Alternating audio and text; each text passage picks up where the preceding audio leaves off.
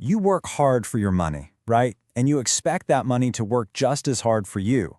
But how can you tell if it actually is? What's the real score? Today, we're going to break down the 3 key ways to measure your investment returns so you can see exactly how your money is growing. Let's dive in. So here's our game plan. We'll kick things off with a simple scenario just to get our bearings. Then we'll look at the most basic yardstick, absolute return. From there, we'll see why time is so important by bringing in annualized returns. After that, we'll get into the messy, real world with a powerful tool called XIRR, and we'll wrap it all up with a simple guide on which metric to use and when. All right, to really get a grip on these different metrics, we're going to follow one simple investment from start to finish. This is going to help us see how each calculation gives us a totally different piece of the puzzle. Okay, so picture this. You put 5 lakh rupees into an investment. You let it sit for 3 years, and when you check back, it's grown to 7.5 lakh. Now that definitely feels like a win, but how much of a win is it, really? Let's start with the most straightforward way to answer that. The first, and honestly the most common way people measure this, is with something called absolute return. And it's pretty much what it sounds like. It's just a simple, direct snapshot of your total profit.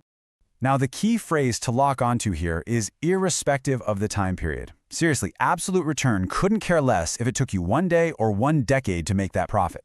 It's just looking at 2 things, where you started and where you ended. That's it. The math here is as easy as it gets. You ended with 7.5 lakh, you started with 5 lakh, and that leaves you with a clean profit of 2.5 lakh rupees. Simple. And to turn that into a percentage, you just take your profit and divide it by what you originally put in. So 2.5 lakh divided by 5 lakh, that's a 50% return. And hey, 50% sounds amazing, but that big shiny number is missing a huge piece of the story. It's missing context.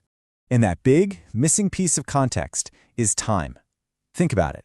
A 50% return is incredible if you got it in 1 year. But what if it took you 10 years? Suddenly, it doesn't sound quite as impressive, does it? This is where we need a smarter tool. One that gets that timing is everything.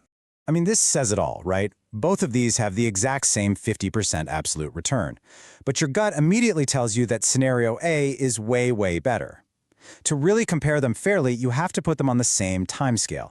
You have to annualize the return. And that brings us to our next tool, CAGR, or the Compound Annual Growth Rate. What CAGR does is answer a really important question. If my investment had grown at the exact same steady pace every single year, what would that yearly pace have been to get me from my starting point to my end point? Now, I know the formula might look a little intense, but the idea behind it is actually pretty simple. It just takes your final amount, compares it to your starting amount, and then it smooths out all the ups and downs of that growth over the number of years you were invested. And there you have it. That huge 50% absolute return actually works out to be an average growth of 14.47% per year. See how different that feels? This number is so much more useful because now you can do a true apples-to-apples comparison against other investments. Okay, so CAGR is a huge step up, but it has one big weakness. It assumes you made one investment one time and then you just left it alone. But that's not how most of us invest, is it? We add money through SIPs, we top up when we have extra cash, and all that activity is where the CAGR model starts to fall apart. So let's look at a much more realistic scenario. You invest 1 lakh in January. Then, toward the end of the year, in November, you throw in another 50,000.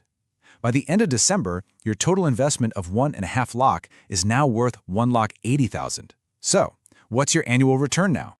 For this job, we need the most powerful tool in the shed, XIRR.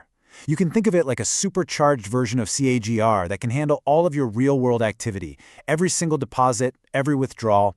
It looks at each transaction, and most importantly, it factors in the exact date that it happened. And would you look at that difference? Your simple absolute return is 20% because, you made 30,000 on a 1.5 lakh investment.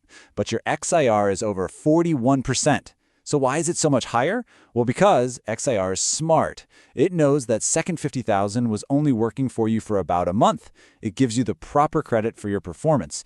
It is, without a doubt, the truest picture you can.